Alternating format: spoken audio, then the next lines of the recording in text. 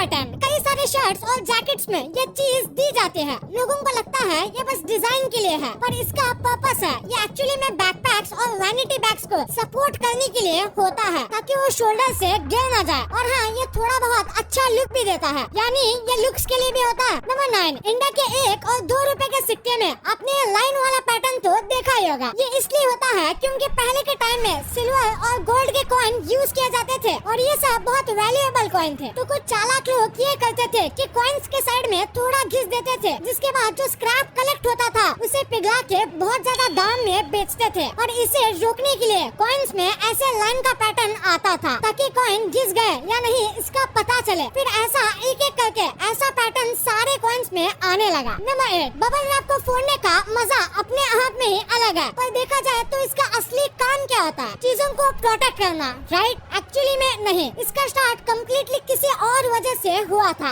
Actually में इसे दीवारों की पेंटिंग में डिजाइन करने के लिए बनाया गया था और फिर इसे पेंट डिलीवरी करने में इस्तेमाल किया गया और पता चला कि ये एक्चुअली में चीजों को बहुत अच्छे से डैमेज होने से बचाता है और इसीलिए आज डेलिकेट चीजों में बबल रैप ही दिया जाता है। नंबर 7, टूथपेस्ट के कैप में ये स्पाइक क्यों होता है? ये बस डिजाइन के लिए नहीं है, इसका एक इम्पोर्टेंट काम है। दरअसल अच्छी कंपनी के ज्यादातर जो टूथपेस्ट आते हैं वो एक फॉइल से कवर्ड होते हैं ताकि टूथपेस्ट की क्वालिटी खराब न हो और वो लीक न हो, क्योंकि अगर बिना सील के टूथपेस्ट बेचा जाएगा तो हो सकता है अंदर का पेस्ट पतला हो जाए और ऊपर का ये जो स्पाइक होता है इनका काम इन कवर को तोड़ने का होता है। पर इंडिया में ऐसे कवर को चाकू या चमचे से ही तोड़ दिया जाता है। Number 6, sunglasses. आपको यही लगता होगा कि सनग्लासेस को हमेशा सूरज से बचने के लिए और कूल दिखने के लिए बनाया गया है, पर एक्चुअली इसको एकदम अपोजिट काम के लिए बनाया गया था। ये स्नो से बचने के लिए बने थे। फिर धीरे धीरे ये पूरे वर्ल्ड वाइड फैल गए और चाइना में इसे जज इस्तेमाल करते थे ताकि अपने इमोशन को छिपा सके और फिर लोग इसे अपनी आंखों को सन से बचाने के लिए इस्तेमाल करने लगे। नंबर 5, डोनट का ये जो शेप है इसका नाम खुद डोनट ने ही रख दिया है। ये शेप को भी एक खास पर्पस की वजह से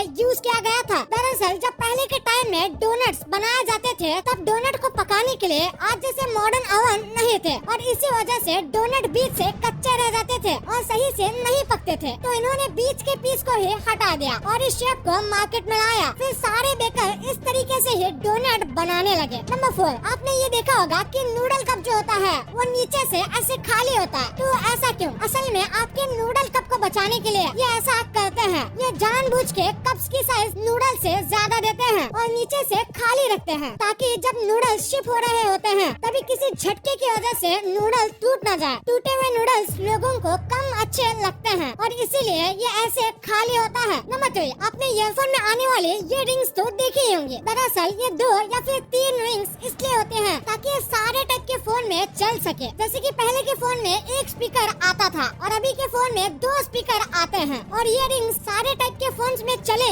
इसलिए ये होते हैं। पर कुछ लो बजट ईयरफोन में 2 रिंग भी होते हैं और उनका अलग पर्पस होता है। नंबर 2, बुक के साइड में आने वाले इन लाइन को आपने कई बार देखा होगा। एक्चुअली पहले के जमाने में इंटरनेट और प्रिंटेड बुक्स नहीं होते थे, जिसकी वजह से तभी के लोग सारी की सारी चीजें बुक में अपने हाथों से लिखते थे और उसे लाइब्रेरी में रखते थे। और कई बार लाइब्रेरी की बुक्स चूहे कुतर जाते थे। चूहे पूरी बुक को नहीं खा पाते थे पर वो बाजू की बॉर्डर को कुतर देते थे। इसीलिए फिर बुक बनाने वालों ने सोचा कि वो पेज में ऐसे मार्जिन बना देंगे ताकि लोग मार्जिन के पीछे लिखे और अगर कोई चूहा बुक कुतरता है तो बस पेजेस से काटेगा और जो लिखा है वो बच जाएगा। और बस इसी पर्पस के लिए मार्जिन बनाए गए थे और आज हमें बिना मार्जिन के लिखने में अनकंफर्टेबल फील होता है। नंबर 1, डोमिनोज के पिज्जा में ये पिज्जा टेबल या पिज्जा स्टॉपर जो आता है ये हम पिज्जा खोलते ही फेंक देते हैं, पर एक्चुअली में इसका एक इम्पोर्टेंट पर्पस होता है। जैसे कि आपने देखा होगा कि जब भी आप पिज्जा का कोई पीस लेने जाते हो साथ ही साथ साइड वाला पिज्जा भी